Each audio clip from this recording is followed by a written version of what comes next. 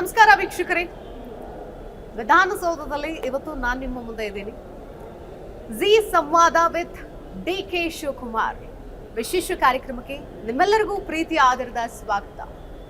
ಈಶ್ವರಪ್ಪನವರು ಕೊಟ್ಟಂತಹ ಒಂದು ಹೇಳಿಕೆಯನ್ನ ಖಂಡಿಸಿ ಅವರ ಮೇಲೆ ರಾಷ್ಟ್ರದ್ರೋಹದ ಕೇಸ್ ಹಾಕಬೇಕು, ಸಚಿವ ಸ್ಥಾನದಿಂದ ಅವರನ್ನ ಕೆಳಗಿಳಿಸಬೇಕು ಅಂತ ಆಗ್ರಹಿಸಿ ಕಾಂಗ್ರೆಸ್ನ ಎಲ್ಲ ಶಾಸಕರು, ಎಲ್ಲ ನಾಯಕರು ವಿಧಾನಸೌಧದಲ್ಲೇ ಸದನದಲ್ಲೇ ಬೀಡು ಬಿಟ್ಟು ಗುರುವಾರದಿಂದಲೂ ಕೂಡ ಅಹೋರಾತ್ರಿ ಧರಣಿಯನ್ನ ಮಾಡ್ತಾ ಇದ್ದಾರೆ. ಸೊ ಈ ಧರಣಿಗೆ ಆಬ್ವಿಯಸ್ಲಿ ಸರ್ಕಾರ ಸಾಕಷ್ಟು ಟೀಕೆ ಮಾಡ್ತಾ ಇದೆ. ಸರ್ಕಾರದ ನಾಯಕರು ಸಿಎಂ ಆದಿಯಾಗಿ ಇದೊಂದು ಅತಿ ದೊಡ್ಡ ತಪ್ಪು ಮಾಡ್ತಾ ಇರೋದು ಕಾಂಗ್ರೆಸ್ ಅಂತ ಹೇಳ್ತಾ ಇದೆ. ಇನ್ನು ಜನರ ಕಡೆಯಿಂದಲೂ ಕೂಡ ಬೇರೆ ಬೇರೆಯಾದಂತಹ ಒಂದಷ್ಟು ಚರ್ಚೆಗಳು ಕೇಳಿ ಬರ್ತಾ ಇದೆ.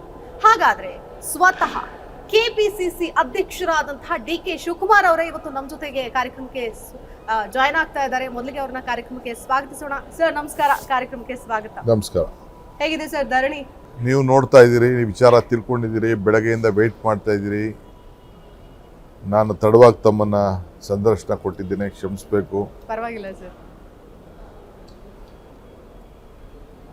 ಇದು ದೇಶದ ಹಿತಕ್ಕೋಸ್ಕರ, ರಾಷ್ಟ್ರದ ಹಿತಕ್ಕೋಸ್ಕರ, ರಾಷ್ಟ್ರದ ಗೌರವಕ್ಕೋಸ್ಕರ ಕಾಪಾಡಲಿಕ್ಕೆ ಈ ಒಂದು ಹೋರಾಟ, ಈ ಒಂದು ರಾತ್ರೋರಾತ್ರಿ ಧರಣಿ. ಹಗಲು ರಾತ್ರಿ ಧರಣಿ ನಡೆಸುವಂತಹ ವಿಷಯನ ಇದು ಅನ್ನೋ ಪ್ರಶ್ನೆ. ನೋಡಮ್ಮ,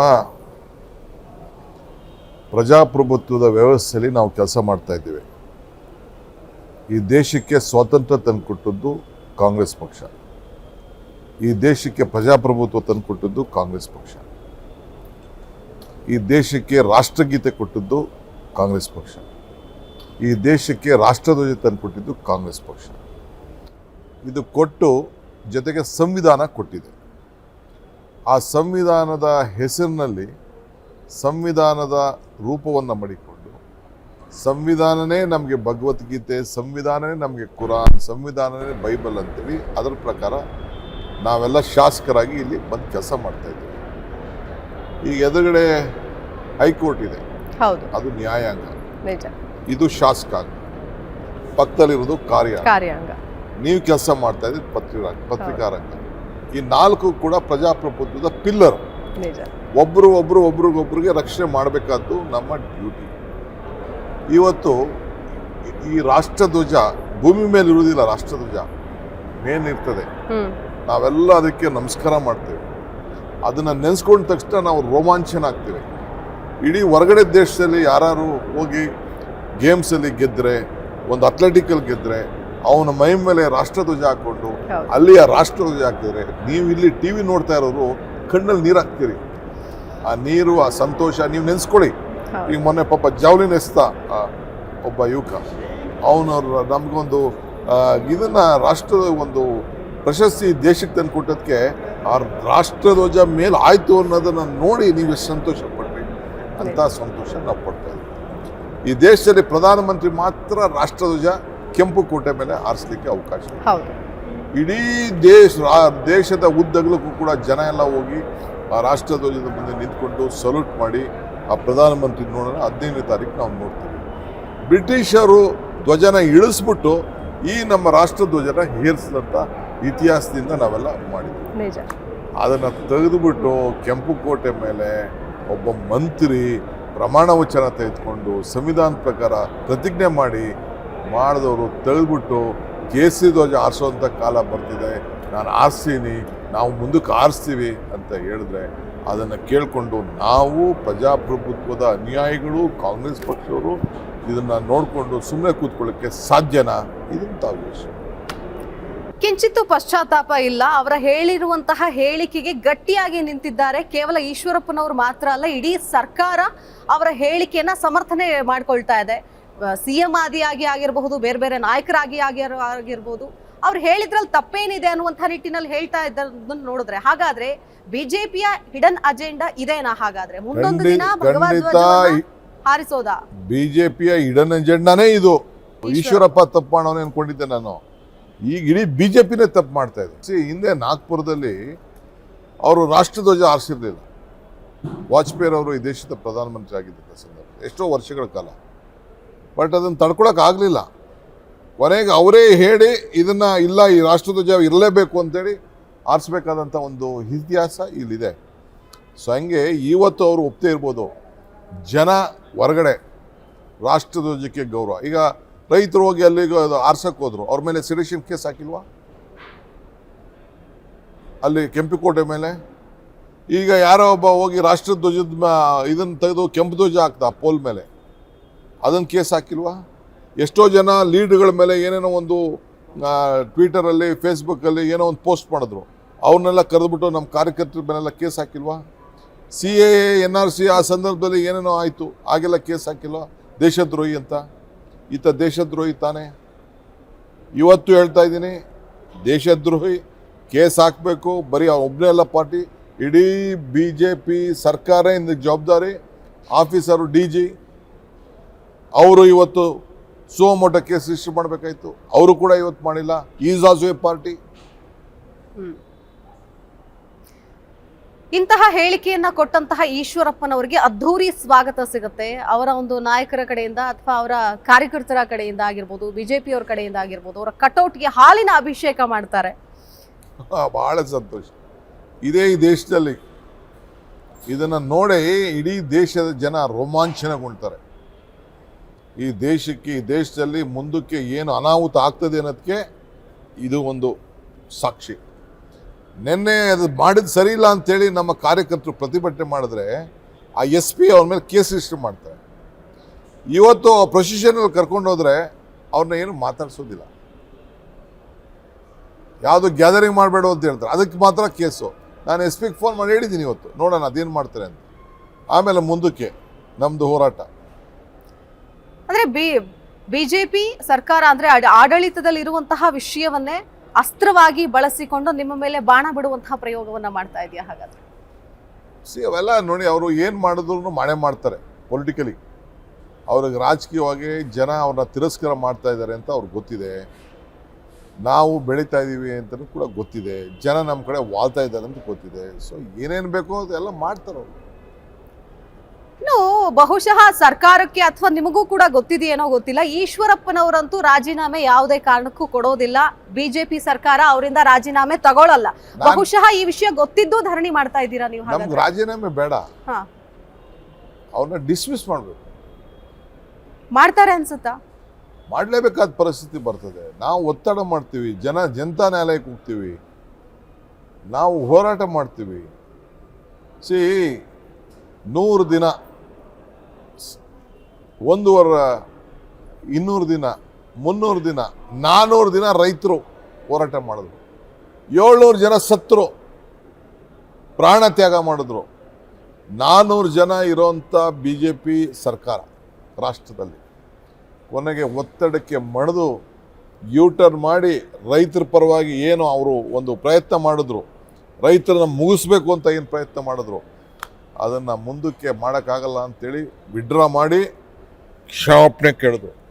ಹಂಗೆ ಅದೇ ರೀತಿ ಬಸವರಾಜ ಬೊಮ್ಮಾಯಿ ಈ ರಾಜ್ಯದ ಜನತೆಗೆ ಕ್ಷಮಾಪಣೆ ಕೇಳೋಂಥ ಕಾಲ ಬಂದೇ ಬರ್ತದೆ. BJP ಸರ್ಕಾರ ಈಗ ಸದ್ಯಕ್ಕೆ ಹೇಳ್ತಾ ಇರುವಂತಹ ಸ್ಟ್ಯಾಂಡ್ ಅಂದ್ರೆ DK ಶಿವಕುಮಾರ್ ಅವರು ರಾಜಕೀಯ ಲಾಭಕ್ಕೋಸ್ಕರ ಮಾತ್ರ ಈ ಧರಣಿ ಮಾಡ್ತಾ ಇದ್ದಾರೆ. ಇದರಿಂದ ಯಾವುದೇ ಉಪಯೋಗ ಜನರಿಗಂತೂ ಇಲ್ಲವೇ ಇಲ್ಲ. ಜನರ ಕಷ್ಟ ನಷ್ಟಗಳನ್ನ ಚರ್ಚೆ ಮಾಡುವಂತಹ ಇಂಗಿತ ಅವ್ರಿಗೆ ಇಲ್ಲ. ಸೊ ಬೇಕು ಅಂತಲೇ ಇದನ್ನ ಕ್ರಿಯೇಟ್ ಮಾಡ್ತಿದ್ದಾರೆ. ಸದ್ಯದ ಸಿಚುವೇಶನ್ ಅವನ್ನ ಡೈವರ್ಟ್ ಮಾಡೋದಕ್ಕೆ ಮಾಡ್ತಿದ್ದಾರೆ. ಆಯ್ತಪ್ಪ, ಮತಾಂತರ ನಿಷೇಧ ಕಾಯ್ದೆ ತಂದ್ರು, ಗೋ ಹತ್ಯೆ ಕಾಯ್ದೆ ತಂದ್ರು. ಎಂತಕ್ಕೆ ತಂದ್ರು ಅವರು? ದನ ಕರುಗಳು ಏನ್ ಮಾಡ್ತಿದ್ದೋ, ಒಬ್ಬ ರೈತಂದು ಪರಿಸ್ಥಿತಿ ಏನಾಯ್ತಿತ್ತು? ರೈತ ವಯಸ್ಸಾದೋದ್ಮೇಲೆ ಕೊನೆಗೇನೋ ಮಾರ್ಕೊಂಡು ಒಂದು 20,000, 30,000, 40,000. ನೀ ಗೋ ಹತ್ಯೆ ಮಾಡಬಾರ್ದು, ಅದನ್ನೆಲ್ಲ ಹಂಗೆ ಬಿಟ್ಬಿಡ್ಬೇಕು ಅಂತ ಈಗ ಏನಾಗ್ತಾ ಇದೆ? ಏನು ಸರ್ಕಾರ ದುಡ್ಡು ಕೊಡ್ತಾವ್ರ? ಮತಾಂತರ ಕಾಯ್ದೆ, ಯಾರು ಮತಾಂತರ ಬಲವಂತವಾಗಿ ಮತಾಂತರ ಮಾಡ್ತಾಯಿದ್ರು? ಯಾವ್ದಾದ್ರು ಕೇಸ್ ಇದೆಯಾ ಈ ರಾಜ್ಯದಲ್ಲಿ?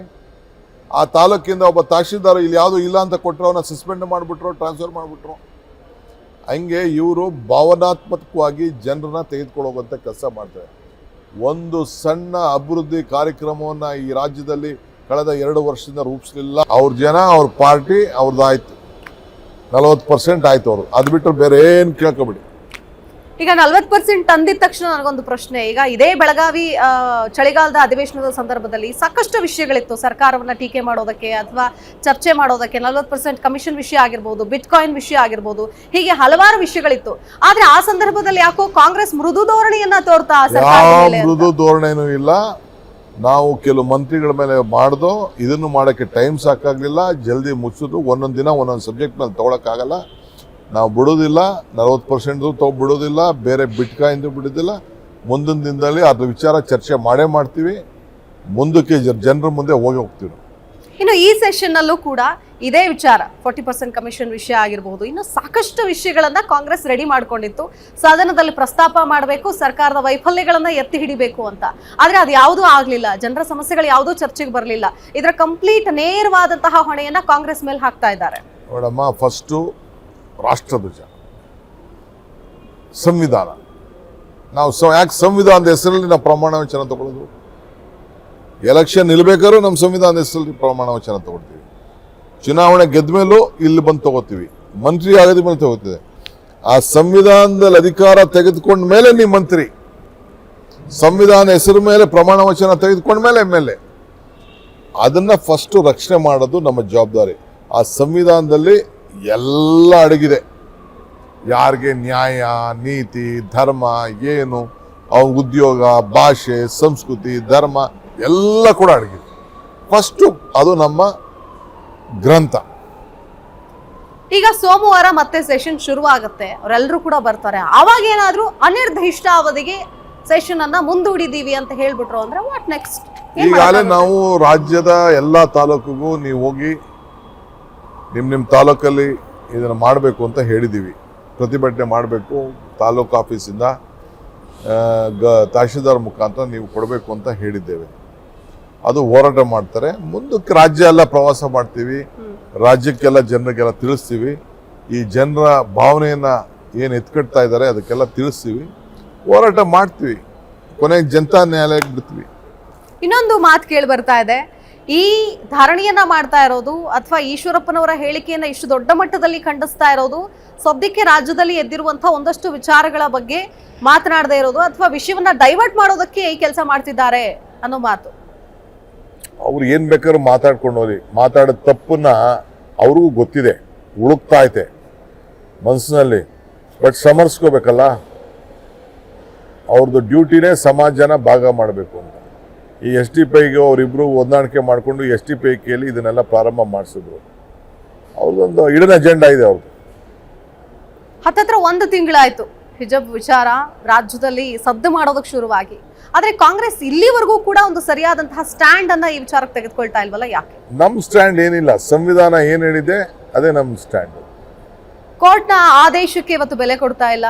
ಯಾರು ಹೇಳಿದ್ದು? ಕೋರ್ಟ್ ಆದೇಶಕ್ಕೆ ಬೆಲೆ ಕೊಡಬೇಕಾದ್ದು ಸರ್ಕಾರದ ಜವಾಬ್ದಾರಿ, ಅದು ನೋಡ್ಕೊಳ್ಬೇಕಾದ್ದು ಸರ್ಕಾರದ ಜವಾಬ್ದಾರಿ. ಅವ್ರಿಗೆ ಮಕ್ಕಳಿಗೆ ಮನವರಿಕೆ ಮಾಡ್ಕೋಬೇಕಾದ್ದು ಸರ್ಕಾರದ ಜವಾಬ್ದಾರಿ. ಇವರು ಕೋರ್ಟ್ ಆದೇಶ ಒಂದು, ಇವರು ಹೊರಡಿಸಿರುವಂತ ಆದೇಶ ಒಂದು, ಬೇರೆ ಬೇರೆ ಇದೆ. ಅಲ್ಪಸಂಖ್ಯಾತರ ಮತಗಳನ್ನ ಓಲೈಕೆ ಮಾಡುವಂತಹ ನಿಟ್ಟಿನಲ್ಲಿ ಎಲ್ಲೋ ಹಿಂದೂ ಮತಗಳನ್ನ ಕಳೆದುಕೊಳ್ತಾ ಇದೆಯಾ ಕಾಂಗ್ರೆಸ್ ಅಂತ? ಅಲ್ಪಸಂಖ್ಯಾತರು ನಾವೇನು ಹೋಲೈಕೆ, ಅವರು ಅವತ್ತು ನಮ್ಮ ಜೊತೆ ಉಳ್ಕೊಂಡಿದ್ದಾರೆ. ಹಿಂದೂಗಳು ನಮ್ಮ ಜೊತೆ ಇದ್ದಾರೆ. ನಮಗೂ 35-36% ವೋಟ್ ನಮ್ಗೆ ಬಂದಿದೆ. ಹೋದ ಸತಿನೂ ನಾವು ಸೋತಿದ್ರು, ನಂಬರ್ ಕಡಿಮೆ ಆಗಿದ್ರು ನಮ್ಗೆ ಬಂದಿದೆ. ಇನ್ನು ಮುಂದಕ್ಕೆ ಜಾಸ್ತಿ ಆಗ್ತದೆ. ಈಗ ಸದ್ಯಕ್ಕೆ ವಿಚಾರಕ್ಕೆ ಸಂಬಂಧಪಟ್ಟಂತೆ ಕಾಂಗ್ರೆಸ್ ಒಂದು ಸ್ಪಷ್ಟವಾದಂತಹ ನಿಲುವು, ಯಾಕಂತಂದ್ರೆ ಸಿದ್ದರಾಮಯ್ಯನವರು ಹೇಳಿಕೆ ಕೊಟ್ಟರು, ತದನಂತರದಲ್ಲಿ ಯಾವುದೇ ನಾಯಕರು ಕೂಡ ಕಾಂಗ್ರೆಸ್ ನಾಯಕರು ಈ ವಿಚಾರಕ್ಕೆ ಸರಿಯಾದ ನಿರ್ಧಾರವನ್ನ ತೆಗೆದುಕೊಳ್ಳೋದು ಅಥವಾ ಒಂದು ಹೇಳಿಕೆಯನ್ನ ಕೊಡೋದಕ್ಕೆ ಆಗ್ತಾ ಇಲ್ಲ. ಯಾಕೆ? ಇದರಿಂದ ಹಿಂದೆ ಸರಿಬೇಕು ಅಂತನಾ, ತಟಸ್ಥವಾಗಿರಬೇಕು ಅಂತ? ಮ್ಯಾಟರ್ ಕೋರ್ಟ್ ಅಲ್ಲಿ ಇದೆ. ನಾವು ಕೋರ್ಟ್ ಅಲ್ಲಿ ಇರ್ಬೇಕಾದ್ರೆ ನಾವು ಜಾಸ್ತಿ ಇಂಟರ್ಫಿಯರ್ ಆಗಬಾರ್ದು. ನಮ್ಮ ಹೇಳಿಕೆಗಳನ್ನೇ ಎತ್ಕೊಂಡು ಹೋಗಿ ಕೋರ್ಟಲ್ಲಿ ಕೊಟ್ಬಿಟ್ಟು ಕಾಂಗ್ರೆಸ್ ಅವ್ರು ಹಿಂಗೆ ಹೇಳಿದ್ದಾರೆ, ಆ ನಾಯಕರು ಹಿಂಗೆ ಹೇಳಿದ್ದಾರೆ ಅಂತ ಹೇಳಿ ಲಾಯರ್ಸ್ ಎಲ್ಲ ವಾದ ಮಾಡ್ತಾರೆ. ಯಾರ್ದೋ ಹೇಳಿಕೆ ಅದು ಪಕ್ಷದ ಹೇಳಿಕೆ ಆಗಬಾರ್ದು. ಅದಕ್ಕೋಸ್ಕರ ನಾನೇ ಯಾರು ಮಾತಾಡಬಾರ್ದು ಅಂತ ಹೇಳಿದ್ದೇನೆ. ಅಂಟಿಲ್ ಸಮ್ ರೆಸ್ಪಾನ್ಸಿಬಲ್ ಪೀಪಲ್ ಬಿಟ್ಟು ನಾವು ಮಾತಾಡಬಾರ್ದು. ಯಾಕೆಂದರೆ ನಮಗೆ ಸಾಮರಸ್ಯ ಭಾಳ ಮುಖ್ಯ. ಎಲ್ಲ ವರ್ಗದ ಜನರ ಸ್ವಾಭಿಮಾನ, ಗೌರವ, ರಕ್ಷಣೆ ಮುಖ್ಯ. ಕಾಂಗ್ರೆಸ್ ಇತಿಹಾಸನೇ ಈ ದೇಶದ ಇತಿಹಾಸ. ಈ ದೇಶದಲ್ಲಿ ಏನೆಲ್ಲ ಸಿದ್ಧಾಂತಗಳಿದೆ ಅದಕ್ಕೆಲ್ಲ ಕೂಡ ನಾವು ಬದ್ಧರಾಗಿದ್ದೇವೆ, ಒಟ್ಟಿಗೆ ತೆಗೆದುಕೊಂಡು ಹೋಗ್ತೇವೆ. 58 ಮಕ್ಕಳ ಮೇಲೆ ಇವತ್ತು ಕಾನೂನನ್ನ ಉಲ್ಲಂಘನೆ ಮಾಡಿದ್ದಾರೆ ಅಂತೇಳಿ ಕೇಸ್ ಹಾಕಿದ್ದಾರೆ, ಸಸ್ಪೆಂಡ್ ಮಾಡಿದ್ದಾರೆ. ಅದೊಂದೇ ದೊಡ್ಡ ಸಾಧನೆ. ಓದೋ ಮಕ್ಕಳಿಗೆ ವಿದ್ಯಾಭ್ಯಾಸನ ತಪ್ಪಿಸೋಂಥದ್ದೇ ಒಂದು ದೊಡ್ಡ ಸಾಧನೆ. ಇವ್ರು ಯಾರು ಹೇಳಿದ್ರು ಅದನ್ನ ಮಣಿವಣ್ಣನ ಸೆಕ್ರೆಟರಿ ಕೈಲಿ ಸ್ಟೇಟ್ಮೆಂಟ್ ಮಾಡಿಸಿರಲ್ಲ, ಇವರು ಅಶ್ವತ್ಥ ನಾರಾಯಣ ಸ್ಟೇಟ್ಮೆಂಟ್ ಮಾಡೋರಲ್ಲ ಮೊದಲು, ಅದಕ್ಕೆ ಯಾಕೆ ಭದ್ರಾಗ್ತಾ ಇಲ್ಲ? ಸ್ಟೇಟ್ಮೆಂಟೇ ಬೇರೆ ಇದೆ, ಅವರ ಆರ್ಡರೇ ಬೇರೆ ಇದೆ. ಹೈಕೋರ್ಟ್ ಆರ್ಡರ್ ವಿರುದ್ಧವಾಗಿ ತಿರುಚಿ ಬದಲಾಯಿಸಿ ಅದನ್ನು ಮಾಡಿದ್ದಾರೆ. ಪಾಲನೆ ಅಂತೂ ಆಗ್ತಾ ಇಲ್ಲ ಕೋರ್ಟ್ನ ಆದೇಶ ಅನ್ನೋದು. ಪಾಲನೆ ಮಾಡಬೇಕಾದವರು ಕಠಿಣ ಕ್ರಮ ತೆಗೆದುಕೊಳ್ತಾ ಇದ್ದಾರೆ, ಮಕ್ಕಳನ್ನು ಸಸ್ಪೆಂಡ್ ಮಾಡ್ತಿದ್ದಾರೆ. ಮಕ್ಕಳ ಶಿಕ್ಷಣದ ಮೇಲೆ ಬಹಳ ದೊಡ್ಡ ಮಟ್ಟದಲ್ಲಿ ಪ್ರಭಾವ ಬೀರ್ತಾ ಇದೆ ಸರ್. ಇದು ಸಣ್ಣ ಪುಟ್ಟ ವಿಷಯ ಅಲ್ವೇ ಅಲ್ಲ. ನಮ್ಮ ಉದ್ದೇಶ ಈ ಮಕ್ಕಳಿಗೆ ಒಳ್ಳೆ ವಿದ್ಯಾಭ್ಯಾಸ ಕೊಡಬೇಕು. ಇದು ತಂದೆ ತಾಯಿಂದಿರು, ವಿದ್ಯಾಸಂಸ್ಥೆ, ಮಕ್ಕಳು ಅವ್ರಿಗೆ ಬಿಟ್ಬಿಟ್ಟು ಸರ್ಕಾರ ರಕ್ಷಣೆ ಕೊಡುವಂತ ಕೆಲಸ ಮಾಡಿ. ಅದು ಬಿಟ್ಬಿಟ್ಟು ನಾವೆಲ್ಲ ರಾಜಕೀಯದವರೆಲ್ಲ ಇದಕ್ಕೆಲ್ಲ ಇಂಟರ್ಫಿಯರ್ ಆಗೋದು ಒಳ್ಳೇದಲ್ಲ. ಆಲ್ರೆಡಿ ಇಂಟರ್ಫಿಯರೆನ್ಸ್ ಆಗೋಗ್ಬಿಟ್ಟಿದೆ ಸರ್. ಯಾಕಂದ್ರೆ ಕೇವಲ ಇದು ಕಾಲೇಜಿನ ಮಟ್ಟಕ್ಕೆ, ಶಾಲೆಯ ಮಟ್ಟಕ್ಕೆ, ವಿದ್ಯಾಭ್ಯಾಸ ಅಥವಾ ಶಿಕ್ಷಕರ ಮಟ್ಟಕ್ಕೆ ಉಳಿದಿಲ್ಲ ಈ ವಿಚಾರ. ಕೋರ್ಟ್ ಮೆಟ್ಟಿಲೇರಿದೆ, ರಾಜಕಾರಣಿಗಳು ಅಥವಾ ರಾಜಕೀಯ ತಿರುವುಗಳನ್ನ ಪಡೆದುಕೊಳ್ತಾ ಇದೆ. ಯಾವಾಗ ಈ ರಾಜಕೀಯಕ್ಕೆ ಬಂತು ಆ ಸಂದರ್ಭದಲ್ಲೇ ದೊಡ್ಡ ಮಟ್ಟದಲ್ಲಿ ಸುದ್ದಿ ಆಗ್ತಾ ಇದೆ, ಮಕ್ಕಳ ಮೇಲೆ ಕೇಸ್ಗಳು ಬೀಳ್ತಾ ಇವೆ. ಸೊ ಒಂದ್ ಕಡೆ ಪ್ರೇರೇಪಿತರಾಗಿ ಹೇಳಿಕೆಗಳನ್ನು ಕೊಡ್ತಿದ್ದಾರೆ. ನೋಡಿ, ಮಕ್ಕಳ ಮೇಲೆ ಕೇಸ್ ಹಾಕೋದು ಏನಿದು ಹೊಟ್ಟಿದಾರಲ್ಲ, ಇದು ಕಾಡ್ಗಿಚ್ ಜೊತೆ ಹಚ್ಚಿದ್ರೆ ಮುಂದಕ್ಕೆ ಬಹಳ ಈ ರಾಜ್ಯದಲ್ಲಿ ಬಹಳ ತೊಂದರೆ ಆಗ್ತದೆ. ಕೂಡಲೇ ಆ ಕೇಸನ್ನ ವಿಡ್ರಾ ಮಾಡಬೇಕು ಅಂತ ನಾನು ಮನವಿ ಮಾಡ್ತೀನಿ. ಇದು ಒಳ್ಳೇದಲ್ಲ, ಅವರ ಹಕ್ಕು, ಅವ್ರು ಕೇಳ್ಕೊಳ್ತಾ ಇದ್ದಾರೆ. ನೀವೇ ಕಾನೂನು ಕೋರ್ಟ್ ವಿರುದ್ಧ ನೀವು ಆರ್ಡರ್ಸ್ ಹೊಡಿಸಿದ್ದೀರಿ. ಕೋರ್ಟ್ ಏನು ಹೇಳಿದ್ದು, ಎಲ್ಲಿ ಕಮಿಟಿಗಳಿದೆ ಅವ್ರು ನಿರ್ಧಾರ ಮಾಡಲಿ ಅಂತ. ನೀವು ಅದು ಮೀರಿ ಕಮಿಟಿ ಇಲ್ಲದೆ ಹೋದ ಕಡೆಗೂ ನೀವು ಆರ್ಡರ್ ಮಾಡಿದ್ದೀರಿ. ಫಸ್ಟ್ ನಿಮ್ಮ ಮೇಲೆ ಕ್ರಮ ಕೈಗೊಳ್ಬೇಕು. ಅಡ್ಡಗೋಡೆ ಮೇಲೆ ದೀಪ ಇಟ್ಟಂಗೆ ಆಗೋಗ್ಬಿಟ್ಟಿದ್ಯಾ, ಇದನ್ನ ಪಾಲಿಸೋದಾ ಬಿಡೋದಾ ಅನ್ನೋ ತರ.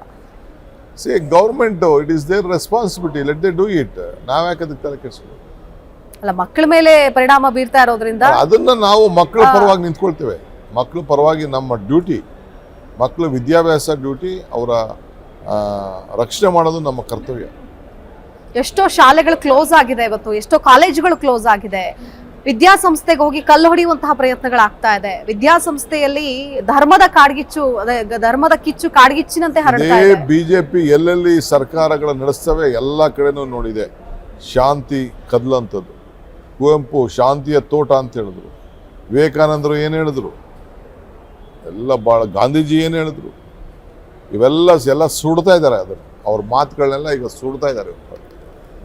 ಇವತ್ತು ಸಿಎಂ ಹೇಳ್ತಾರೆ, ವಿರೋಧ ಪಕ್ಷದಲ್ಲಿ ನಿಂತ್ಕೊಳ್ಳೋದಕ್ಕೂ ಕೂಡ, ಆ ಸ್ಥಾನದಲ್ಲಿ ಕುತ್ಕೊಳ್ಳೋದಕ್ಕೂ ಕೂಡ ಕಾಂಗ್ರೆಸ್ಗೆ ನೈತಿಕತೆ ಅನ್ನೋದೇ ಇಲ್ಲ, ಜನರ ಆಶೋತ್ತರಗಳಿಗೆ ಬೆಲೆ ಕೊಡ್ತಾ ಇಲ್ಲ.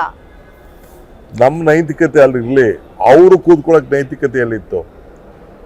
ಎಲ್ಲ ನಮ್ಮ MLAಗಳನ್ನ ಕರ್ಕೊಂಡು ಖರೀದಿ ಮಾಡಿಕೊಂಡು ಕುರಿಗಳ ಥರ ಖರೀದಿ ಮಾಡ್ಬಿಟ್ಟು ಸರ್ಕಾರವನ್ನು ನಡೆಸ್ತಾ ಇದ್ದಾರೆ. ಇಲ್ಲ, ಸಿಎಂ ಬಸವರಾಜ ಬೊಮ್ಮಾಯಿ ಅವ್ರ ಮೇಲೆ ಸ್ವಲ್ಪ ಮೃದು ಧೋರಣೆ, ವಿಶೇಷ ಕಾಳಜಿ ಇದೆಯಾ DK ಶಿವಕುಮಾರ್ ಅವ್ರಿಗೆ? ನನಗೇನು ಈ ವಿಶೇಷ ಕಾಳಜಿ ಇಲ್ಲ. ಇನ್ನು ಹೊಸ್ದಾಗಿ ಅವರಲ್ಲ, ನೋಡ್ತಾ ಇದೀವಿ ಅಷ್ಟೇ. ಇನ್ನು ಹೊಸ್ದಾಗಿದ್ದಾರಲ್ಲ, ಸ್ವಲ್ಪ ರೋಪ್ ಕೊಡ್ಬೇಕಲ್ಲ. ಯಾಕೆ DK ಶಿವಕುಮಾರ್ ಅವರೇ ಯಾವಾಗ್ಲೂ ಗನ್ ಪಾಯಿಂಟ್ ಅಲ್ಲಿ ಇರ್ತಾರೆ? ಅವ್ರನ್ನೇ ಕೇಳಬೇಕು. ಕನಕಪುರದಲ್ಲಿ ಆಗಿರೋ ಇನ್ಸಿಡೆಂಟ್ ಆಗಿರಬಹುದು,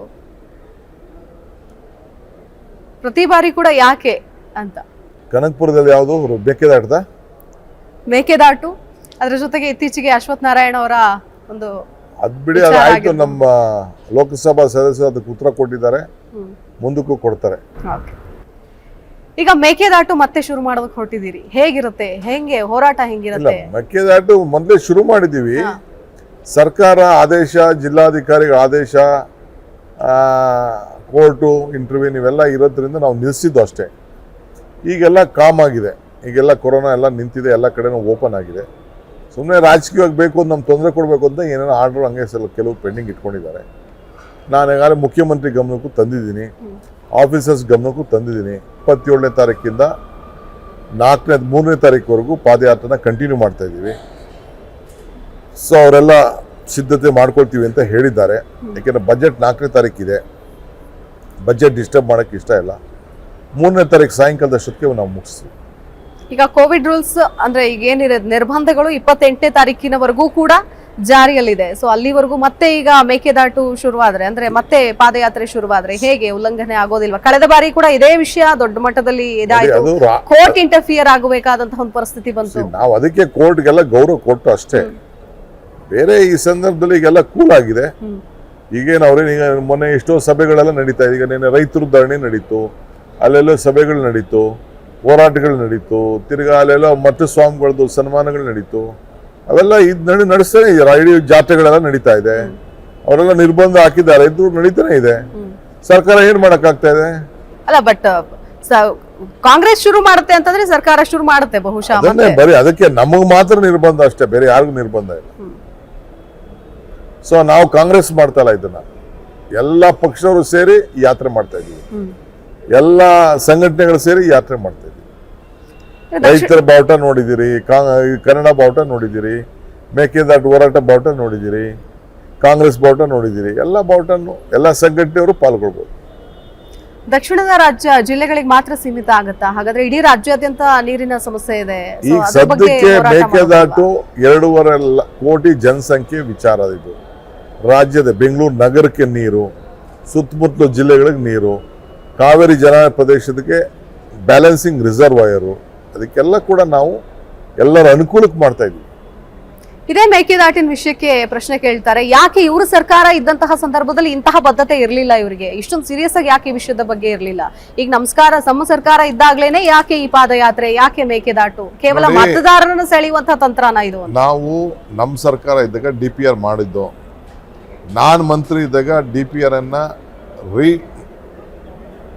ಸೆಟ್ ಮಾಡಿ ಕೊಟ್ಟಿದ್ದೆ, ಅದನ್ನ ಅಕ್ಸೆಪ್ಟ್ ಮಾಡಿದ್ರು. ಈಗ ಎನ್ವೈರನ್ಮೆಂಟ್ ಕ್ಲಿಯರೆನ್ಸ್ ಬೇಕು. ಇವರು ಡಬಲ್ ಇಂಜಿನ್ ಸರ್ಕಾರ, ಒಂದ್ ದಿನಕ್ಕೆ ತಂದ್ರೆ ಮುಗ್ದೋಯ್ತದ. ಯಾಕೆ ತರ್ತಾ ಇಲ್ಲ ಅನ್ಸುತ್ತೆ? ಯಾಕೆ ತರ್ತಾ ಇಲ್ಲ? ಅವ್ರು ಬಿಟ್ಟಿದೆ, ಅದಕ್ಕೆ ನಾವು ಒತ್ತಾಯ ಮಾಡ್ತಾ ಇರೋದು. ಬೇರೆ ಕಾರಣಗಳಿದೆ ಅನ್ನೋ ತರ, ಬೇರೆ ಕಾರಣಗಳು ಕೂಡ ಇದೆ ಅದಕ್ಕೆ. ನೋಡೋಣ, ಅದಕ್ಕೇನ್ ಮಾಡಿದ್ ಗೊತ್ತಿಲ್ಲ. ನಮ್ಮ ಹೋರಾಟ ನಾವು ಮಾಡ್ತೀವಿ. ನಮ್ಗೆ ಜನರ ಕುಡಿಯೋ ನೀರಿನ ವಿಚಾರ, ನಮ್ಮ ನೀರು ನಮ್ಮ ಹಕ್ಕು, ನೀರಿಗಾಗಿ ನಡೆಗೆ. ಸೊ ನೀವು ಬನ್ನಿ, ಹೆಜ್ಜೆ ಹಾಕಿ, ನೀರು, ಕಾವೇರಿ ನೀರು, ಬೆಂಗಳೂರು ನೀರು, ಶುದ್ಧ ನೀರು ನಿಮ್ಗೆ ಬೇಕು. ಈಗ ನೋಡ್ತಾ ಇದ್ರಲ್ಲ, ಇಡೀ ರಾತ್ರಿ ಹೊತ್ತೆಲ್ಲ ಮಧ್ಯ 10 ಗಂಟೆ ಆಯ್ತು ಅಂದ್ರೆ ಬರೀ ಲಾರಿಗಳು ಓಡ್ತಾ ಇರ್ತವೆ, ಬರೀ ಟ್ಯಾಂಕರ್ಗಳು ತಗೊಂಡು. ಪಾದಯಾತ್ರೆಯ ವಿಚಾರಕ್ಕೆ ಸಂಬಂಧಪಟ್ಟಂತೆ ಹೇಳ್ತಾ ಇದ್ರಿ. ಅದರ ಜೊತೆಗೆ ಈಗ ನಿಮ್ಮ ಪಕ್ಷದ ವಿಷಯ ಅಂತ ಬರೋದಾದ್ರೆ, ನೀವು KPCC ಅಧ್ಯಕ್ಷರಾಗಿ 1.25 ವರ್ಷ ಆಯ್ತು. ಪದಾಧಿಕಾರಿಗಳ ನೇಮಕದ ವಿಚಾರಕ್ಕೆ ಸಂಬಂಧಪಟ್ಟಂತೆ ಏನು ಇಲ್ಲ, ಪದಾಧಿಕಾರಿಗಳು ಎಲೆಕ್ಷನ್ಸ್ ಬಂದ್ಬಿಡ್ತು ಮಧ್ಯ. ಇಷ್ಟೊತ್ತಿಗೆ ನೇಮಕ ಆಗಿ 5-6 ತಿಂಗಳಾಗೋದು, ಮಧ್ಯ ಬೈ ಎಲೆಕ್ಷನ್ಸ್ ಬಂದ್ಬಿಡ್ತು. ಈಗ ಮೆಂಬರ್ಶಿಪ್ ಓಪನ್ ಮಾಡ್ಬಿಟ್ಟಿದ್ವಿ. ಮೆಂಬರ್ಶಿಪ್ 31st ಲಾಸ್ಟ್ ಡೇಟ್ ಇದೆ. ಪಟ್ಟಿ ಎಲ್ಲ ಕೊಟ್ಟಿದ್ದೀನಿ ನಾನು. ಈಗ 24ನೇ ತಾರೀಕು 25ಕ್ಕೆ ನಾವೆಲ್ಲ ಡೆಲ್ಲಿಗೆ ಹೋಗ್ತಾ ಇದೀವಿ. 12 ಜನ ಲೀಡರ್ಸ್ ಹೋಗ್ತಾ ಇದೀವಿ. ಆಲ್ಮೋಸ್ಟ್ ಮುಂಚಿತವಾಗಿ ಮಾಡ್ತೀವಿ ಅಂದ್ರೆ ಅಕ್ಸೆಪ್ಟ್ ಮಾಡ್ಕೊಳ್ತೀವಿ, ಇಲ್ಲ ಅಂದ್ರೆ 31 ವರ್ಷಕ್ಕೆ ಕ್ಲೋಸ್ ಆಗ್ತೀವಿ. ಪಕ್ಷ ಸಂಘಟನೆಗೆ ಶಕ್ತಿ ತುಂಬುವಂತಹ ಕೆಲಸ ಮಾಡ್ತಿದ್ದೀರಿ, ಆದ್ರೆ ಯಾಕೋ ಪೂರ್ಣ ಪ್ರಮಾಣದಲ್ಲಿ ಆಗ್ತಾ ಇಲ್ವಾ ಅದು ಅಂತ? ನೋಡಿ, ಬೈ ಎಲೆಕ್ಷನ್ಸ್ ಬರ್ತದೆ, ಅಸೆಂಬ್ಲಿ ಬರ್ತದೆ, ಹೋರಾಟಗಳು ಬರ್ತದೆ, ವಿಷಯಗಳು ಬರ್ತದೆ. ನಾನು ಅಧಿಕಾರ ತೆಗೆದುಕೊಂಡ್ಮೇಲೆ, ಜವಾಬ್ದಾರಿ ತೆಗೆದುಕೊಂಡ್ಮೇಲೆ ಒಂದು ದಿನ ವೇಸ್ಟ್ ಮಾಡಿಲ್ಲ. ಒಂದು ದಿನ ನಾನು ಸುಮ್ಮನೆ ಕೂತ್ಕೊಳ್ಳಿಲ್ಲ, ಒಂದು ದಿನ ನಾನು ರೆಸ್ಟ್ ತಗೊಳ್ಳಿಲ್ಲ. ಇವತ್ತು ಪಾಪ ನೀವು ಬೆಳಗ್ಗೆಯಿಂದ ಕಾಯ್ತಾ ಇದ್ರಿ. ಬೆಳಗ್ಗೆ 2 ಇಂಟರ್ವ್ಯೂ ಅಟೆಂಡ್ ಮಾಡಿದೆ, ತಿರ್ಗಾ ರಾತ್ರಿ ಎಲ್ಲ ನಿದ್ರೆ ಇಲ್ಲ ಇಲ್ಲಿ. ಬಂದು ಈಗ ನಿಮ್ಮ ಹತ್ರ ಬಂದು ಮಾತಾಡ್ತಾ ಇದ್ವಿ. ಈ ರೀತಿ ನಮ್ಮ ಕೆಲಸ. ಜಿಲ್ಲಾ ಶಾಸಕರು ನೋಡಬೇಕು ಅಂದರು, ಸಪ್ರೇಟ್ ಮೀಟಿಂಗ್ ಮಾಡಿದ್ರು. ಏನು ಮಾಡ್ತೀರಿ, ನಮ್ಮ ಡ್ಯೂಟಿ ನಾವು ಮಾಡಬೇಕು. ಇರೋದೇ 24 ಗಂಟೆ ಕೆಲಸ ಮಾಡೋಕ್ಕಾಗೋದು ಒಂದು 13-14 ಗಂಟೆ 15 ಗಂಟೆ ಮಾಡ್ಬೋದು. DK ಶಿವಕುಮಾರ್ ಮತ್ತೆ ಸಿದ್ದರಾಮಯ್ಯನವರ ನಡುವೆ ಇನ್ನೂ ಕೂಡ ಯಾವುದೋ ಒಂದು ಮುಸುಕಿನ ಗುದ್ದಾಟ ಇದೆ ಅನ್ನೋ ಒಂದು ಮಾತು. ಯಾವ ಮುಸುಕು ಇಲ್ಲ, ಯಾವ ಗುದ್ದಾಟ ಇಲ್ಲ, ಎಲ್ಲ ನೀವು ಸೃಷ್ಟಿ ಮಾಡ್ತಾ ಇದ್ದೀರಿ. BJP ಸೃಷ್ಟಿ ಮಾಡ್ತಾರೆ. ಎಂತ ಗುದ್ದಾಟ ಮಾಡಲಿ? ನಾನು ಪಕ್ಷದ ಅಧ್ಯಕ್ಷರು, ಅವರು ಶಾಸಕಾಂಗ ಪಕ್ಷದ ನಾಯಕರು, ಇನ್ನೊಂದು ಕಡೆ ಹರಿಪ್ರಸಾದ್ ವಿರೋಧ ಪಕ್ಷದ ನಾಯಕರು, ಎಲ್ಲ ಸೇರಿ ಕೆಲಸ ಮಾಡ್ತಾ ಇದ್ವಿ. ಎಂತಕ್ಕೆ ಮುಸುಕು? ಈಗ ಅಲ್ಲಿ ಬೊಮ್ಮಾಯಿ ಅವ್ರದ್ದು ಮುಸುಕು, ಯಡಿಯೂರಪ್ಪನವ್ರದ್ದು ಮುಸುಕು. ಈಶ್ವರಪ್ಪ ಏನು ಹೇಳ್ದ? ಬೊಮ್ಮಾಯಿನ ಇಳಿಸ್ಬಿಟ್ಟು ನಿರಾಣಿ ಮಾಡ್ತೀನಿ ಅಂತ ಹೇಳ್ದ. ಆ ಮರ್ಯಾದಿಸ್ತಾ ಇದ್ರೆ ಫಸ್ಟ್ ಅವ್ರನ್ನ ಡಿಸ್ಮಿಸ್ ಮಾಡ್ಬೇಕಾಯ್ತು. ಹೇಳಿದ್ರ ಇಲ್ಲ ಹೇಳಿ? ಮತ್ತೆ ಅದು ಮುಸ್ಕಿನ್ ಗುದ್ದಾಟ ಅಲ್ವಾ? ಯಡಿಯೂರಪ್ಪನವರು ಅಧಿಕಾರದಲ್ಲಿ ಅವ ಯಾರೊಬ್ಬ ಮಂಚದಲ್ಲಿ ಕೂತ್ಕೊಂಡು ಮಾತಾಡ್ದ, ಮುಂದಕ್ಕೆ ಅದು ಯಾರೋ ಇನ್ನೊಬ್ಬರನ್ನ ಸೆಂಟ್ರಲ್ ಮಿನಿಸ್ಟರ್ ಮಾಡಬೇಕು ಯಡಿಯೂರಪ್ಪನ ಹೇಳಿಸ್ಬಿಟ್ಟು ಯಡಿಯೂರಪ್ಪ ಮೋಸ್ಟ್ ಕರಪ್ಟ್ ಅಂತ ಅಂದ್ಬಿಟ್ಟು ಮಂಚದ ಮೇಲೆ ಒಬ್ಬ ಮಂತ್ರಿ ಮಾತಾಡ್ತಾನೆ. ಈಗ ಮಾಜಿ ಆಗೋಗಿದ್ದಾನೆ, ಅದು ಬೇರೆ ವಿಚಾರ. ಆದ್ರೆ ಯಾಕೆ ಅಷ್ಟೊಂದು ಪ್ರೊಟೆಕ್ಟ್ ಮಾಡ್ಕೊಳ್ತಾ ಇದ್ದಾರೆ ಈಶ್ವರಪ್ಪನವ್ರನ್ನ ಅಂತ ಅನ್ಸುತ್ತೆ ನಿಮಗೆ? ಅವ್ರಿಲ್ಲ, ಎಲ್ಲರೂ ಇವ್ರು ಪ್ರೊಟೆಕ್ಟ್ ಮಾಡ್ಕೊಳ್ತಾರೆ. ಅವ್ರದ್ದೆಲ್ಲ ಅವ್ರ ಪಾರ್ಟಿಲಿ ಇವೆಲ್ಲ ಮುತ್ತು ರತ್ನಗಳಿವೆಲ್ಲ. ಇರ್ಲಿ ಬಿಡಿ, ಅವರೆಲ್ಲ ಇರ್ಬೇಕು. ಅವರೆಲ್ಲ ನಿಜಕ್ಕೂ ರಾಷ್ಟ್ರದ್ರೋಹದ ಹೇಳಿಕೆ ಅಂತೇಳಿ ಬಿಜೆಪಿಯವ್ರು ಯಾರಿಗೂ ಕೂಡ ಅನ್ನಿಸ್ತಾ ಇಲ್ಲ ಈ ಸಂದರ್ಭದಲ್ಲಿ. ಅವ್ರ ರಾಜಕೀಯದ ಒಂದು ಬದ್ಧತೆನೇ ಅದು. ಈ ದೇಶ ಭಾಗ ಆಗಬೇಕು, ಬರೀ ಜಾತಿ ಮೇಲೆ ನಾವು ಈ ದೇಶ ಕಟ್ಟಬೇಕು ಅನ್ನೋದು. ಈಗ ಪ್ರೈಮ್ ಮಿನಿಸ್ಟರ್ ನೋಡಿದ್ರಲ್ಲ, ಒಂದೊಂದು ಕಾರ್ಯಕ್ರಮ ಒಂದೊಂದು ಸಿದ್ಧಾಂತಕ್ಕೆ ಏನೇನು ನಡೆಸ್ಕೊಂಡು ಬಂದರು ಅಂತ, ಅದು ಇವರೆಲ್ಲ ಪಾಲನೆ ಮಾಡ್ತಾ ಇದ್ದಾರೆ. ಇನ್ನು ಈಶ್ವರಪ್ಪನವರ ವಿಚಾರ ಅಂತ ಬಂದಂತಹ ಸಂದರ್ಭದಲ್ಲಿ ಈಗ ಇದು ಯಾಕೋ ನಾ ಕೊಡೆ ನೀ ಬಿಡೆ ಅನ್ನೋ ತರ ಆಗತ್ತಾ? ನೀವು ಎಲ್ಲಿವರೆಗೂ ಹೋರಾಟ ಮಾಡ್ತೀರಿ? ಅವರಂತೂ ಸದ್ಯದ ಪರಿಸ್ಥಿತಿಯನ್ನ ನೋಡ್ತಾ ಇದ್ರೆ ಅಥವಾ ಇಡೀ ಸರ್ಕಾರ ಈಶ್ವರಪ್ಪನವರ ಪರವಾಗಿ ನಿಂತಿರೋದನ್ನ ನೋಡಿದ್ರೆ ರಾಜೀನಾಮೆ ಅಂತೂ ಕೊಡೋದಿಲ್ಲ ಅನ್ನೋದು ಕಟು ಸತ್ಯವನ್ನ ಒಪ್ಕೊಳ್ಬೇಕಾಗತ್ತೆ. ಆದ್ರೆ ನಾವು ಪಟ್ಟು ಹಿಡಿದು ಅವ್ರನ್ನ ಡಿಸ್ಮಿಸ್ ಮಾಡಿಸ್ತೀವಿ ಅಂತ ಹೇಳ್ತಿದ್ದೀರಿ. ಹೇಗೆ ಸಾಧ್ಯ ಆಗತ್ತಾ ಇದು? ಡಿಸ್ಮಿಸ್ ಮಾಡಿಸ್ತೀವಿ, ಜನನೇ ಇವನ್ನ ಕಿತ್ತಿ ಹೋಗಿ ಹಂಗೆ ಮಾಡ್ತೀವಿ. ಅದಕ್ಕೆ ಎಲೆಕ್ಷನ್ ಬರಬೇಕು, ಅದಕ್ಕೆ ತಯಾರು ಮಾಡ್ತಾ ಇದೀವಿ. ಅವನ್ನೆಲ್ಲ ಅಂದ್ರೆ ಮುಂದಿನ ಎಲೆಕ್ಷನ್ಗೆ ಈ ಸ್ಟ್ರಾಟಜಿನ ಹೇಗೆ ವಿಚಾರ ತಿಳಿಸ್ಬೇಕಲ್ಲ. ಈಗ ಜಾರ್ಜ್ ಅವ್ರ ರಾಜೀನಾಮೆ ಕೊಡಿಸಿಲ್ವ ಅವರು? ಏನು ಇಲ್ಲದೆ ಪಾಪ ಶುಲ್ಕ ಕಾರಣಕ್ಕೆ. ಇದು ದೇಶದ್ರೋಹದ ಕೆಲಸ ಇದು. ಇನ್ನು ನದಿ ಜೋಡಣೆ ವಿಷಯಕ್ಕೆ ಯಾಕೆ ಕಾಂಗ್ರೆಸ್ ವಿರೋಧ ಇದೆ? ನದಿ ಜೋಡಣೆ ವಿಷಯ ಫಸ್ಟು ನೋಡಿ, ನಮ್ಮ ಪ್ರಾಬ್ಲಮೇ ಸಾರ್ಟ್ ಔಟ್ ಆಗಿಲ್ಲ. ನಮ್ಮ ನೀರು ನಮ್ಮ ಹಕ್ಕು. ಫಸ್ಟ್ ನಮ್ಮ ಕಾವೇರಿ ನೀರು ನಮ್ಗೇನು ಹಕ್ಕು ಬರಬೇಕು ಅದು ಹಕ್ಕು ಬಂದ್ಬಿಡ್ಲಿ, ಆಮೇಲೆ ನೆಕ್ಸ್ಟ್ ವಿಚಾರ. ಅರೆ ಯಾಕೆ ಅನ್ನೋದು ಈಗ ಸದ್ಯಕ್ಕೆ ಇದಾಗಬೇಕು ಅನ್ನೋದಾ?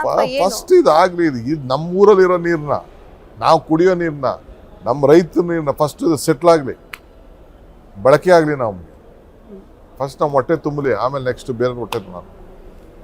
ಕೇವಲ ಮೈಸೂರು ಭಾಗದಲ್ಲಿ ಅಥವಾ ಅಲ್ಲಿ JDS ಒಂದು ಭದ್ರಕೋಟೆ ಅನ್ನುವಂತಹ ಒಂದು ವಿಷಯ ಏನಿದೆ, ಸೊ ಅದನ್ನ ಕಡಿಮೆ ಮಾಡೋದಕ್ಕೆ ಅಥವಾ ಪಕ್ಷವನ್ನ ಅಲ್ಲಿ ಬಲಪಡಿಸೋದಕ್ಕೋಸ್ಕರ ಮಾತ್ರ ಈ ಪಾದಯಾತ್ರೆ ಅನ್ನೋ ಒಂದು ಮಾತುಗಳು ಕೇಳಿ ಬರ್ತಾ ಇದೆ. ನಾವು BJP ಅವ್ರ ಮೇಲೆ ತಲೆ ಕೆಡಿಸ್ಕೊತಾ ಇಲ್ಲ, ದಳದವ್ರ ಮೇಲೆ ತಲೆ ಕೆಡಿಸ್ಕೊತಾ ಇಲ್ಲ, ರಾಜ್ಯದ ಜನತೆ ಮೇಲೆ ತಲೆ ಕೆಡಿಸ್ಕೊತಾ ಇಲ್ಲ. ರಾಜ್ಯದ ಜನತೆ ಚಿಂತೆ ಬಗ್ಗೆ ಬೆಂಗಳೂರು ಕುಡಿಯೋ ನೀರು, ಇಲ್ಲಿ ದಳ ಇದೆಯಾ? ಇಲ್ಲಿ ಏನಿಲ್ಲ, BJPನೇ ಇರೋದು. ನಮಗೆ ಪ್ರತಿದಿನ ನಮ್ಮ ಬದುಕಿನ ವಿಚಾರದಲ್ಲಿ ನೀರಿದೆ, ನಮ್ಮ ಉಸಿರಾಟದಲ್ಲಿ ನೀರಿದೆ.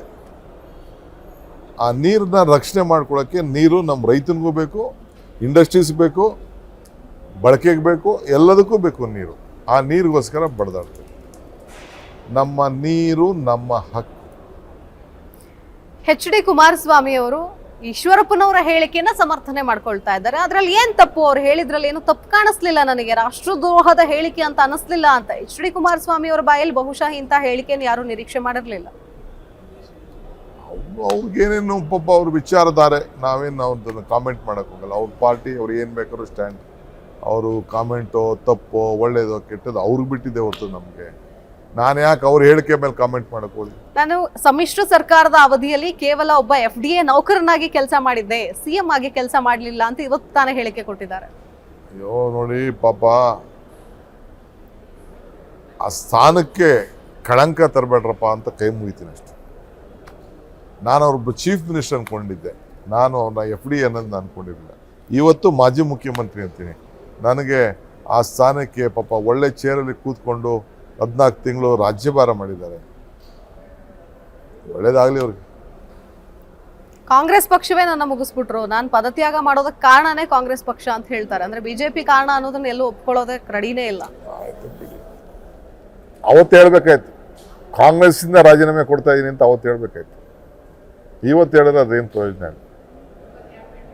ಅಂದ್ರೆ ಸಂದರ್ಭ ಇದಕ್ಕೋಸ್ಕರ ಯಾವ ಕಡೆ ತಿರುಗತ್ತೋ ಆ ಕಡೆ ಹೇಳಿಕೆ ಕೊಡ್ತಾರೆ ಅಂತಾನ? ಹೀಗೆ ಬಿಡಿ, ನಾವು ಅವ್ರ ಬಗ್ಗೆ ದೊಡ್ಡವ್ರ ಬಗ್ಗೆ ಮಾತಾಡೋದು ಬೇಡ.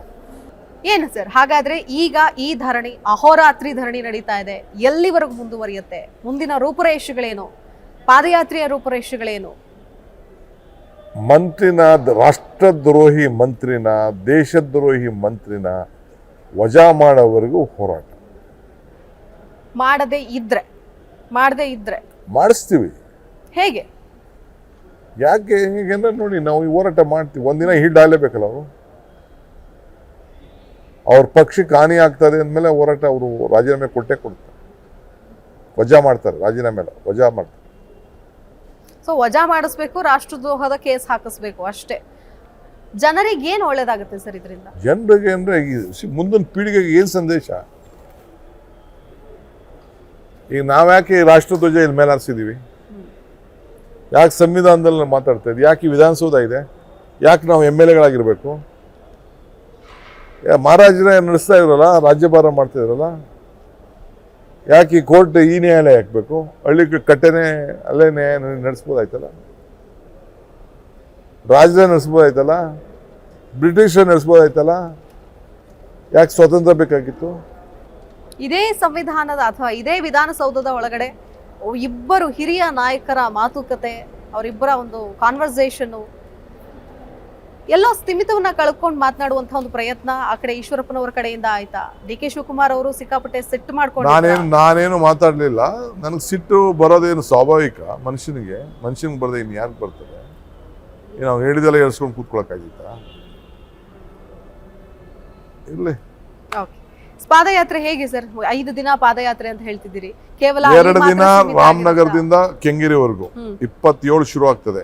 ಕೆಂಗೇರಿ ರಾಜ್ಯದ ಎಲ್ಲ ಕಾರ್ಯಕರ್ತರು, ಮುಖಂಡಗಳಿಗೆ ಆಹ್ವಾನ ಕೊಡ್ತಾ ಇದ್ದೀವಿ. ನಾವು ಮೊದಲು ಡೇಟ್ ಕೊಟ್ಟಿದ್ದು, ಈಗ ಎಲ್ಲರೂ ಬನ್ನಿ ಅಂತ ನಾವು ಹೇಳಿದ್ದೇವೆ. ಸೊ 3 ದಿನ ಬೆಂಗಳೂರು ಸಿಟಿಲಿ ಬರ್ತಾರೆ, ಫೈನಲ್ ಡೇ ಪಬ್ಲಿಕ್ ಮೀಟಿಂಗ್ ಮಾಡ್ತಾರೆ. ಸೊ ಸೆಷನ್ ಅಲ್ಲಿ ಸದ್ಯಕ್ಕೆ ಬೇರೆ ಯಾವ ವಿಷಯನೂ ಹಾಗಾದ್ರೆ ನೀವು ತರೋದಕ್ಕೆ ರೆಡಿ ಇಲ್ಲ? ಸೊ ಇಲ್ಲಿಗೆ ನಾಳೆ ಡಿಸ್ಮಿಸ್ ಮಾಡಿದ್ರೆ ಬೇಕಾದ್ರೆ ಅವರು 24ನೇ ತಾರೀಕುವರೆಗೂ ಮಾಡ್ಲಿ, ಬೇರೆ ವಿಷಯಗಳನ್ನ ಚರ್ಚೆ ಮಾಡೋದಕ್ಕೆ ರೆಡಿ ಇದ್ದೀರಿ? ರೆಡಿ. ಬಿಜೆಪಿ ಮತ್ತೆ JDS ಎರಡೂ ಪಕ್ಷಗಳು ಹೊಂದಾಣಿಕೆ ಮಾಡ್ಕೊಂಡು ಮುಂದಿನ ಚುನಾವಣೆ ಎದುರಿಸಬೇಕು ಅನ್ನೋ ತಯಾರಿ ಮಾಡ್ಕೊಂಡಿದ್ದಾರೆ ಅಂತ ಅದು ನಮಗೂ ತಿಳಿದು ಬಂದಿದೆ ಮಾಹಿತಿ. ಅಂಡರ್ಸ್ಟ್ಯಾಂಡಿಂಗ್ ಅಲ್ಲೇ ಹೋಗ್ತಾ ಇದ್ದಾರೆ. ಅವ್ರಿಗೆ ಹೆಲ್ಪ್ ಮಾಡಿ, ಹಣ ಕೊಡಿ, ಮತ್ತೊಂದು ಕೊಡಿ ಅಂತ ಇಲ್ಲೆಲ್ಲ ಅರ್ಥ ಆಗ್ತಾ ಇತ್ತು ನಮಗೆ. ಅವ್ರವ್ರ ಪಾರ್ಟಿ ಸಿದ್ಧಾಂತ, ಅವ್ರವ್ರ ಹೊಂದಾಣಿಕೆ ಇದ್ರೆ ನಾವೇನು ಬೇಡ ಅಂತ ಹೇಳಿ ಏನು ಬೇಕಾದ್ರೆ ಮಾಡ್ಕೊಳ್ಳಿ. ಬಹುಶಃ ಬಿಜೆಪಿಯ ಬಿ ಟೀಮ್ JDS ಅಂತ ಇದ್ದಿದ್ದು ಅದು ನಿಜ ಆಗ್ತಾ ಇದೆಯಾ ಈ ಮೂಲಕ ಅಂತ? ಅವ್ರಿಗೆ ಬಿಟ್ಟಿದ್ದು ಅವ್ರ ಪಾರ್ಟಿ, ನಾವು ಅವ್ರ ಸರ್ವೈವಲ್ಗೆ ಏನಾದ್ರು ಮಾಡ್ಕೊಳ್ಳಿ, ನಮ್ದೇನು ಅಭ್ಯಂತರ ಇಲ್ಲ. ಇದು ಯಾರು ಬಿಜೆಪಿ ಸರ್ವೈವಲ್ ಮಾಡ್ತಿರೋದ, JDS ಸರ್ವೈವಲ್ ಮಾಡ್ತೀರಾ? ಯಾರು ಇಬ್ರು ಸರ್ವೈವಲ್ಗಾರು ಮಾಡ್ಕೊಳ್ಳಿ, ನಮ್ಗೆ ನಾವು ಇದಕ್ಕೆ ಇಂಟರ್ಫಿಯರ್ ಆಗಕ್ಕೆ ಹೋಗಲ್ಲ. ಈಗಾಗಲೇ ಒಂದಷ್ಟು ಕ್ಷೇತ್ರಗಳ ವಿಂಗಡಣೆ ಕೂಡ ಆಗ್ತಾ ಇದೆ. ಬಿಜೆಪಿ ಅವರು ಎಲ್ಲಿ ಸ್ಪರ್ಧೆ ಮಾಡಬೇಕು, ಕಾಂಗ್ರೆಸ್ನವರು ಎಲ್ಲಿ ಸ್ಪರ್ಧೆ ಮಾಡಬೇಕು ಅನ್ನೋದು ಪರಿಷತ್ನಲ್ಲೂ ಬರ್ತಾ ಇದೆ. ಪರಿಷತ್ ಎಲೆಕ್ಷನ್ ಅಲ್ಲೂ ಬಂತು, ರಿಸಲ್ಟು ಬಂದಿದೆ.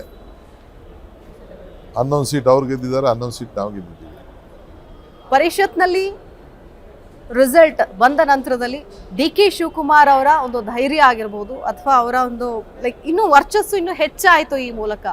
ಅಲ್ಲಿಂದ ಇನ್ನೂ ಪಕ್ಷದ ಬಲವರ್ಧನೆಗೆ ಹೆಚ್ಚು ಒತ್ತು ಕೊಡ್ತಾ ಇದ್ದಾರೆ. ಪರಿಷತ್ನ ರಿಸಲ್ಟ್ ಎಷ್ಟರ ಮಟ್ಟಿಗೆ ನಿಮ್ಮ ಮೇಲೆ ಪ್ರಭಾವ ಬೀರುತ್ತೋ ಹಾಗಾದ್ರೆ ಏನು ಹೇಳ್ತೀರಿ? ಏನಿಲ್ಲ, ನನಗೆ ಇನ್ನ 3 ಸೀಟ್ ಬರಬೇಕಾಯ್ತು. ನಮ್ದು ಕೆಲವು ಫೇಲ್ಯೂರ್ ಇಂದ ನಾವು ಇನ್ನು 3 ಸೀಟ್ ನಾವು ಸೋತಿದ್ವಿ. ಎಲ್ಲೋ ಮತ್ತೊಂದಷ್ಟು ಲೆಕ್ಕಾಚಾರಗಳ ಪ್ರಕಾರ ಕಾಂಗ್ರೆಸ್ ನಿರೀಕ್ಷೆಗಿಂತ ಜಾಸ್ತಿ ಸೀಟನ್ನೇ ಗೆದ್ದಿದೆ ಅಂತ. ಇನ್ನ 3 ಸೀಟ್ ಕಡಿಮೆ ಗೆದ್ದಿದ್ದೀವಿ. ನಾನು 13 ಸೀಟ್ ಬರಬೇಕು ಅಂತ ನನ್ನ ಲೆಕ್ಕಾಚಾರ. 13 ಇಲ್ಲ 14. ಎಲೆಕ್ಷನ್ಗೆ ಈಗಿನಿಂದ ರೆಡಿ ಆಗ್ತಿದ್ದಾರೆ DK ಶಿವಕುಮಾರ್. ಪಕ್ಷವನ್ನ ಕಟ್ಟುವಂತಹ, ಬಲವರ್ಧನೆ ಮಾಡುವಂತಹ ಜವಾಬ್ದಾರಿ ನನಗೆ ಕೊಟ್ಟ ದಿನದಿಂದ ಎಲೆಕ್ಷನ್ ರೆಡಿ ಆಗ್ತಾ ಇದೆ. Thank you. ಇನ್ನೊಂದು ಪ್ರಶ್ನೆ ಇದೆ ಸರ್, ಬಹುಶಃ ಇಡೀ ರಾಜ್ಯದ ಜನತೆಯ ಪ್ರಶ್ನೆ ಇದು ಅಂತ ಹೇಳಬಹುದು. ಕಾಂಗ್ರೆಸ್ನ ಮುಂದಿನ CM ಅಭ್ಯರ್ಥಿ ಯಾರು? ಹೇಳಿ. ಕಾಂಗ್ರೆಸ್ನ ಮುಂದಿನ CM ಅಭ್ಯರ್ಥಿ ಯಾರು? ಕಾಂಗ್ರೆಸ್ ಪಕ್ಷದಲ್ಲಿ ಯಾವತ್ತು ಸಾಮೂಹಿಕ ನಾಯಕತ್ವ, ಎಲ್ಲರೂ ಸೇರಿ, ಬಹಳ ಜನ ಇದ್ದಾರೆ, ಯಾರು ಬೇಕಾದ್ರೂ ಆಗ್ಬೋದು. ಯಾರು ಕೆಲಸ ಮಾಡ್ತಾ ಇದ್ರೆ ಅವರೆಲ್ಲರೂ ಮಕನ ತೋರಿಸ್ಬಿಟ್ಟು ಎಲೆಕ್ಷನ್ಗೆ ಹೋಗ್ತೀವಿ. ಹಿಂದೆ ಚೀಫ್ ಮಿನಿಸ್ಟರ್ ಆಗಿದ್ದಿದ್ರೆ ಚೀಫ್ ಮಿನಿಸ್ಟರ್ ಮುಖಂಡತ್ವದಲ್ಲಿ ಎಲೆಕ್ಷನ್ ನಡೀತು. ಈಗ ಚೀಫ್ ಮಿನಿಸ್ಟರ್ ಇಲ್ಲ, ಖಾಲಿ ಇದೆ.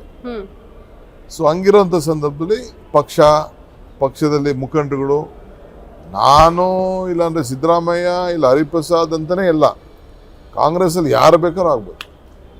ಸೊ ಇಂಥವ್ರೇ ಅಂತಿಲ್ಲ, ಯಾರು ಬೇಕಾದ್ರೂ ಸಿಎಂ ಆಗಬಹುದು ಅಂತ ಹೇಳ್ತಾ ಇದ್ದೀರಿ. ಪಕ್ಷವನ್ನ ಮುಂದಿಟ್ಕೊಂಡು ನಾವು ಎಲೆಕ್ಷನ್ ಪಕ್ಷ ಹೋಗ್ತೀವಿ, ತರಬೇಕು. ಸೊ ಯಾರಾದ್ರೂ ಏನೂ ತೊಂದರೆ ಇಲ್ಲ ಅಂತ ಹೇಳ್ತಾ ಇದ್ದೀರಿ. 224 ಕ್ಷೇತ್ರಗಳಲ್ಲೂ ಕೂಡ ಅಧಿಕಾರ ತರುವಂಥದ್ದು, ಗೆಲ್ಸುವಂಥದ್ದು ನಮ್ಮೆಲ್ಲರ ಜವಾಬ್ದಾರಿ. ಆ ಕೆಲಸ ನಾವು ಮಾಡ್ತೀವಿ. ಸರ್, ಒಂದು ಪ್ರಶ್ನೆ ಸರ್, ಈ ಹಿಜಬ್ ವಿಚಾರದ ಹೊಣೆ ಯಾರದು? ಈ ಹಿಜಬ್ ವಿಚಾರದ ಹೊಣೆ BJP-ಅವ್ರದ್ದು. BJP SDP ಇಬ್ಬರು ಸೇರಿ ಇದನ್ನು ಮಾಡಿ ಅವ್ರ ಪಕ್ಷ ವೀಕ್ ಆಗ್ತಾ ಇದೆ ಅಂತೇಳಿ ಈ ರಾಜ್ಯನ ವಿಭಜನೆ ಮಾಡಲಿಕ್ಕೆ ಮಕ್ಕಳಲ್ಲಿ ವಿಷ ಬೀಜ ಬಿತ್ತಿ ವಿದ್ಯಾರ್ಥಿಗಳ ಭವಿಷ್ಯನ ಹಾಳು ಮಾಡ್ತಾ ಇದ್ದಾರೆ. Thank you sir, thank you so much.